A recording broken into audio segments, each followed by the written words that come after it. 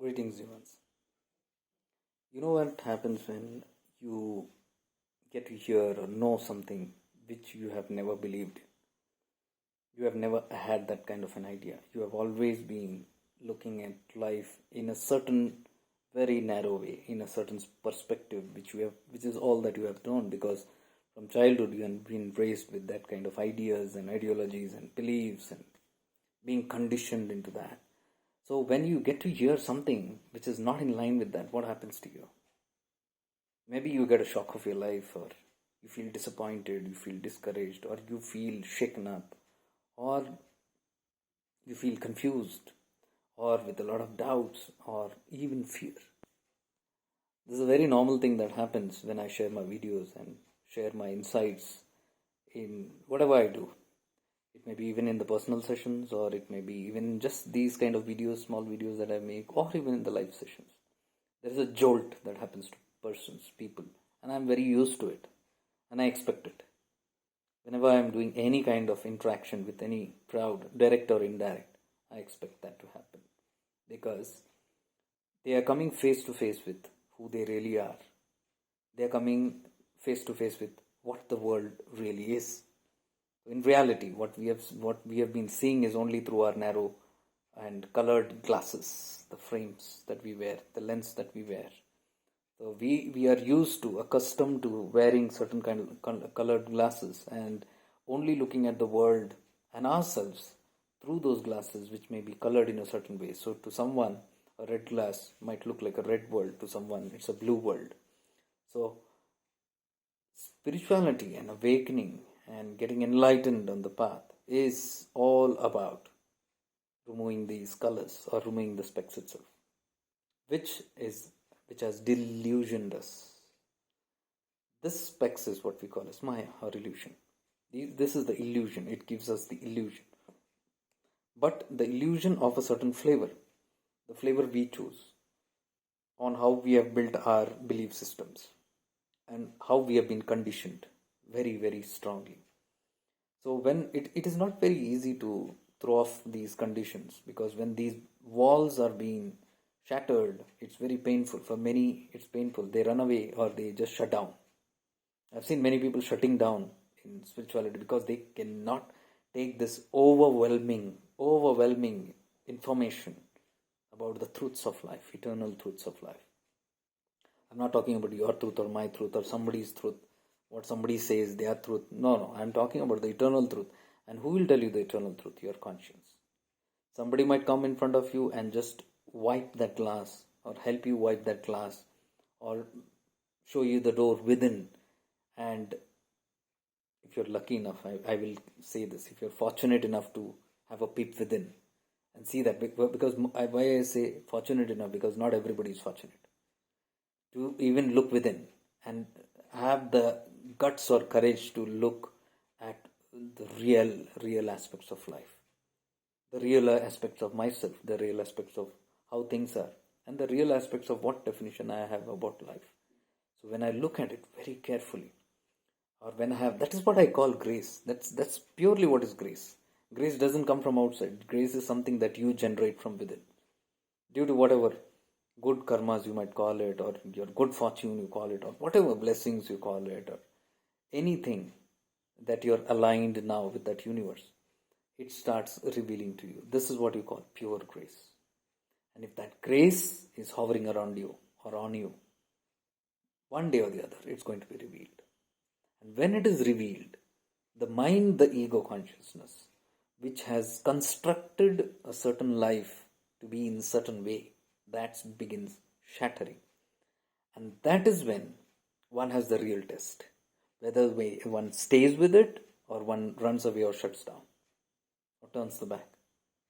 Many just drop it, or many just avoid it. So avoiding it will not bring you spiritual or soul evolution. I'm repeating. Avoiding or suppressing or taking a U-turn or even taking a detour won't actually help you in the soul evolution, because if something is being shown to you, that is meant to be shown to you. When the timing is right, it will be shown to you. Before the timing, nothing will be shown to you. As simple as that. Because before the timing, there is a lot of karmas that has to be enacted out.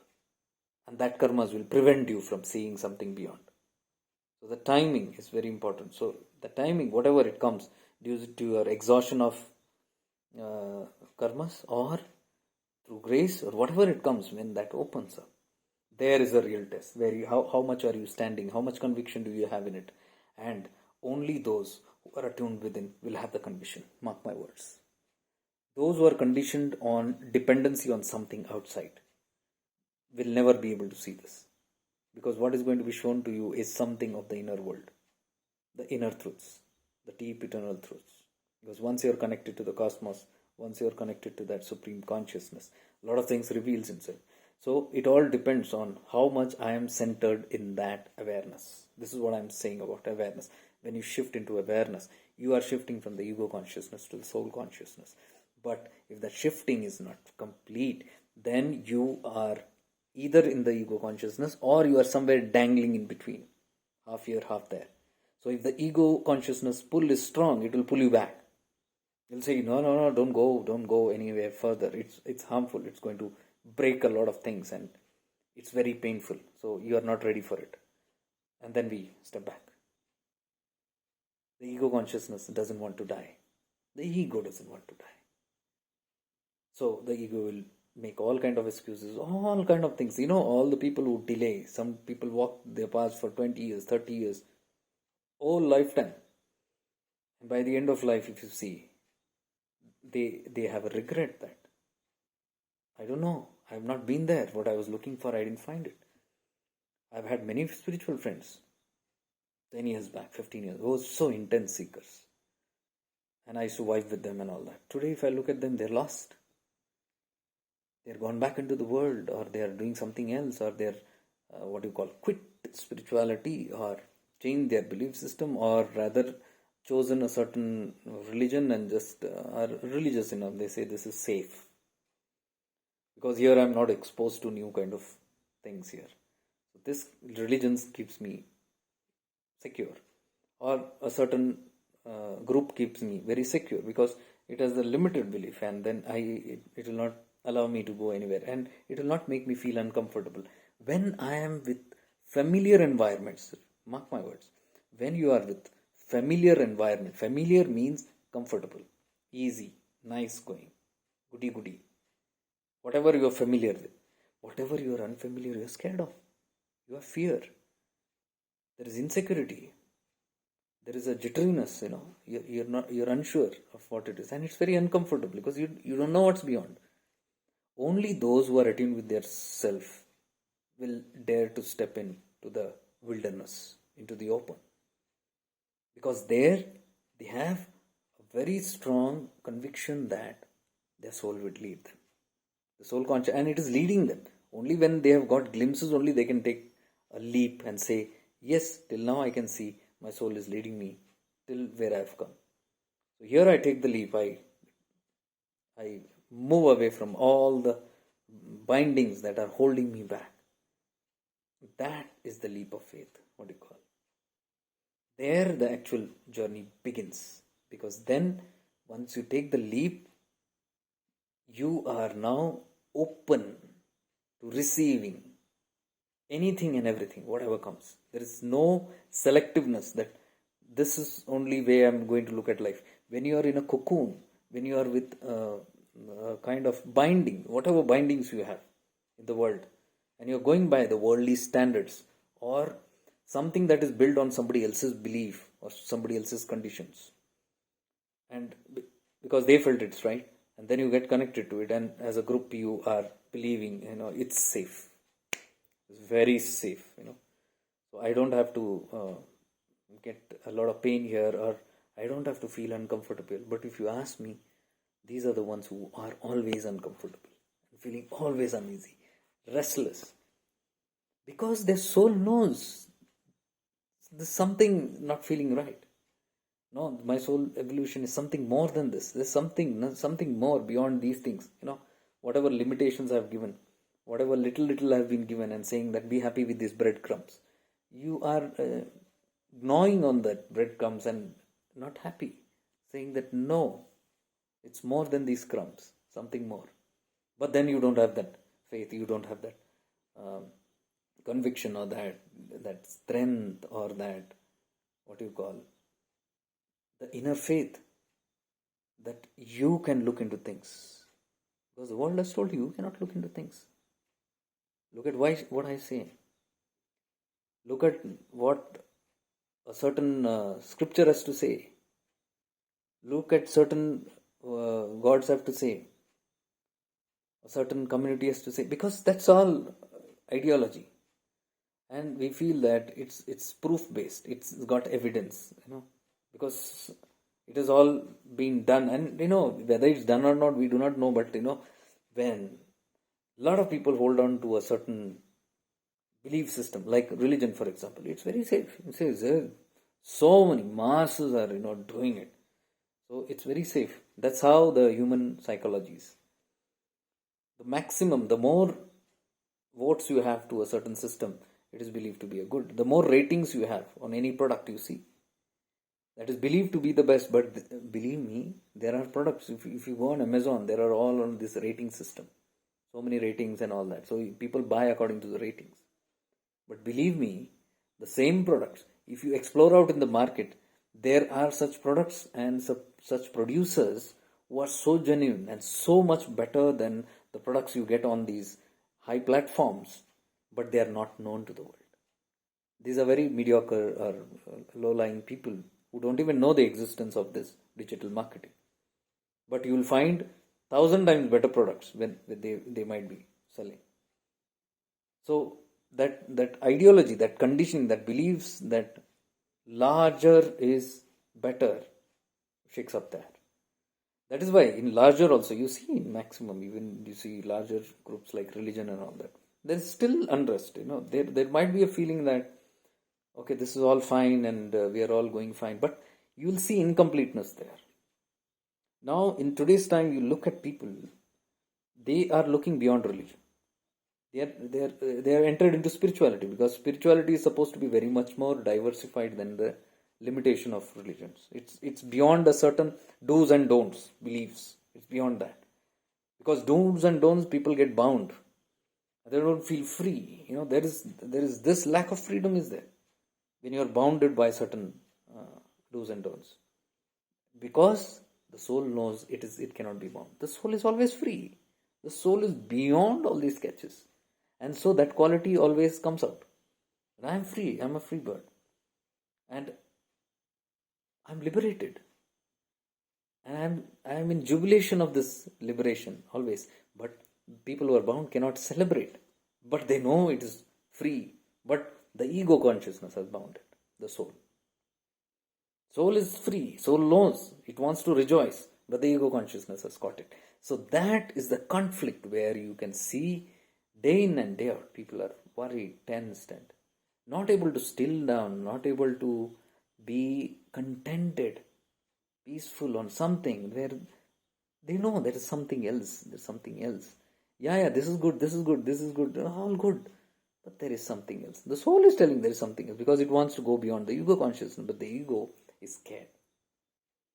It doesn't want to break beyond a certain point because of the insecurities. And that is how the maximum population remains caged. So when we say walk alone, when we must have the courage to walk alone, this is what it means. It doesn't mean even dissociation with the crowd and all that. Okay, that's in one term good, because again the ideologies and all that will come and people will pounce and that's how the world works, because it will give you again and again reiterations that no, you are not on the safe track. You are doing something which the masses are not doing. You are following your soul, and your soul, you don't know where it will take you. That's not the soul telling many ones. That's the ego telling that. The soul will take you somewhere. I don't know where my soul. That's the ego's talk.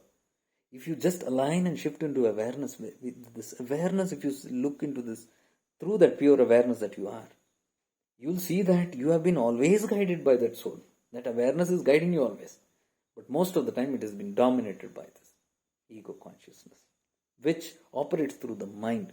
So whatever happens to the mind, if you are a thinking person, if you are constantly thinking this and that, always in the past, always in the future, planning your future and brooding over your past, you're not in the present, because present is soul consciousness.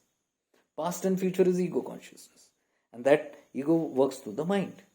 Mind, it keeps your mind activity always active, either in the past or in the future. It can never settle down in the present. What settles down? When you move away from the mind only, the mind drops, and what you have is just the present.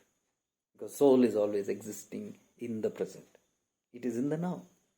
The soul experiences only in the now. Even the next moment it is experiencing the now. Tomorrow's date, whatever the date is, it will be now, tomorrow. When that comes, it is today, right now. So every moment it lives. Even in the past it has lived, in the present it is living, and in the future also it is going to live, but it will live only in the present. When that comes, it is there in that present. So this is how the soul consciousness works. This is how our soul actually operates. We must have the courage to shift into that inner stillness. How do we do that? By daily practicing this stillness. Silence is very important. Silence is very, very important. You meditate, don't meditate, what you do, I have nothing to comment on it. But I can definitely comment on something, that you must stay in silence. Silence doesn't mean plugging the ears with some music or mantras, or closing the eyes and shutting the eyes, or putting some cover to it. Or it doesn't even mean shutting the mouth and taking mauna. The mouth mauna, you're not supposed to zip your mouth and call that a mauna. These are all the panchendriyas, what you're doing. This is one of the indriyas. This is one of the indriyas. This is one of the indriyas. Then you should shut your nose, and your touch also, you become rigid, or you become still without movement. You're shutting down all your five senses. So the more you live in the five senses, you're going to have this kind of a problem. So the stillness, what I'm saying, is not this five indriya stillness. It is beyond that. Most of the people believe only in this five. They call mauna, means shut themselves in a room, shut down talking. But there is something that is still not silent. Despite shutting down all the five indriyas, your man, your mind is chattering completely. That is why you close yourself in a room, shut down all the five indriyas, still your mind will be chattering. Chanchalman. That has to be still. That is the culprit. That is the main, substance that you have to shut down. That, when you shut down, when you silence the mind, that is mauna. Whether you don't, your five indriyas are all active. You're moving, you're talking, or whatever you're doing. You're eating, you're seeing something. But if your mind you have arrested, you are in mauna. Look at the avduts, always in mauna. They're moving, they're doing so many things happening through them. They're active, they're seeing, everything is there. But they are in that internal, peaceful silence, because there is no man, the mind has been destroyed. It is completely still. That is real mauna, though they might not seem in mauna. So we must get certain facts right. This, when the soul reveals, it can be very alluring, very, very disturbing. That is why many people, when they watch my videos or when live, I'm talking many of these things. They don't like it. They feel very uncomfortable. So I say goodbye. When the time is right, only all these things will be revealed. Till then, we are bound to remain in the world itself, in these panchendriyas only. And then be spiritual or religious and believe that we are going somewhere, something is happening to us, we are evolving. It is just the ego consciousness that believes that I am going somewhere, or something good is happening to me. Or I am told, oh, good is happening to you, good. Okay, I remain in that assurance, good is happening. But one day or the other, when you wake up and say, what is that goodness? When it can't still me, when it can't silence me, when it can't bring me that peace. Despite all this, whether I have things or not have things, but it can't still me, I'll understand what is the journey all about. So attuning into soul consciousness is very, very important. And for that, I would always say, practice these simple methods of awareness, shifting into awareness, stilling your mind, going in, just being in silence for even 15-20 minutes, complete mono of the mind, you'll see what all begins happening to you. You will be guided by the soul, because the self and God consciousness is the same. The self, the Guru, and the God consciousness, they are all the same. But till we are not ready to understand this, they will all appear outside. The Guru will appear outside, God will appear outside, and then we worship the God, we worship the Guru. We are just stuck in that. We cannot evolve beyond that. When all these things merge into your soul consciousness and you become one Advaita, that's where the real journey begins. May we all evolve. Much divine love and light to all of you. Stay blessed.